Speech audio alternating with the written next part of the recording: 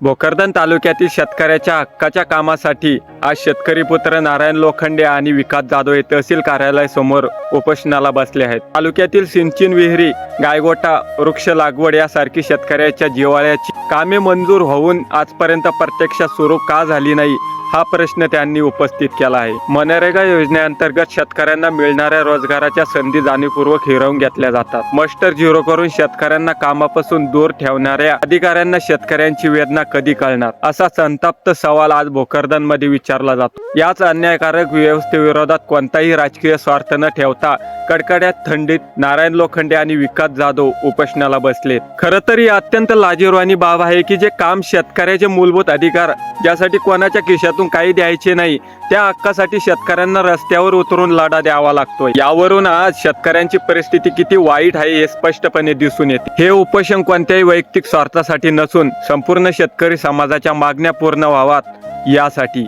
शासनाच्या नियमानुसार एखाद्या प्रस्तावाला 21 दिवसात मंजुरी देणे, काही प्रस्तावांना 1 ते 2 वर्ष उलटूनही मंजुरीची प्रक्रिया पूर्ण झालेली नाही। जिओ ट्रॅक न करणे, मस्ट सुरू न करणे अशा मनमानी कारभारामुळे शेतकरी मोठ्या अडचणीत सापडला। गट विकास अधिकारी आणि कंत्राटी कर्मचाऱ्यांकडून शासन नियमाचे उल्लंघन, त्यांना कोणतीही भीती उरलेली नाही अशी भावना शेतकऱ्यामध्ये निर्माण झाली। भोकरदन पंचायत समितीतील या गैरकारभाराविरुद्ध नारायण लोखंडे आणि विकास जाधव यांनी यापूर्वीही अनेकदा आवाज उठवून लोकांचे लक्ष वेधण्याचा प्रयत्न केला होता। जर संबंधित अधिकाऱ्यावर कारवाई झाली नाही तर संपूर्ण भोकरदन तालुक्यातील असंतोषाचा उद्रेक होईल असा इशाराही उपोषणकर्त्यांनी दिलाय। आज त्यांच्या आंदोलनाला विविध स्तरातून पाठिंबा मिळत असला तरी तो अधिक व्यापक होण्याची गरज पडली। शेतकऱ्यांच्या न्यायासाठी लढणारे लोक आपल्या तालुक्यात बोटावर मोजणे इतकेच। अशा लोकांच्या पाठीशी उभे राहणे, त्यांना बळ देणे हे प्रत्येक शेतकऱ्याचे कर्तव्य। राजकीय गुलामी सोडून एकजुटीने या लढ्याला साथ दिली तरच प्रशासनाला जाग येईल। चला यांच्या सोबत राहूया।